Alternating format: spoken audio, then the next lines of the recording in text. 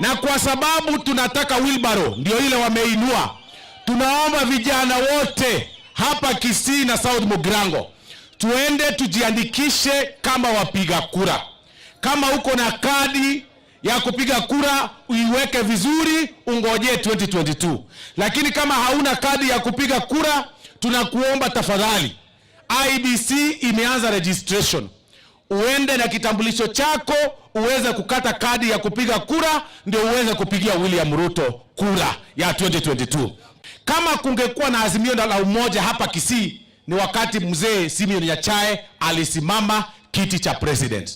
Na wakati alisimama kiti cha president, Mheshimiwa Raila Odinga alikataa kumsupport. Na saa hii anatuambia Nyanza tushikane. Wakati Nyachae alikuwa anasimama kiti cha urais, kwani Raila Odinga alisahau Nyachae ni mtu wa Nyanza? Akakataa, akaenda kusupport Mwai Kibaki.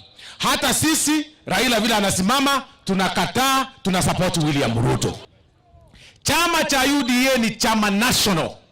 Hakitaki kujua kabila. Vyama vingine vinajua maneno ya ukabila. Kwa mfano hapa Kisii, chama cha UDA ndio kiko na kiti cha national treasurer ya UDA, anaitwa Omingo Magara, na wengine wanatoka sehemu zingine. Hatuwezi toka kwa hii chama cha UDA tuende chama ingine ambayo tunajua imeoza. Watu wangu wa South Mugirango wameniambia wako ndani ya UDA. Muko ndani ya UDA ama ODM? Muko UDA ama ODM?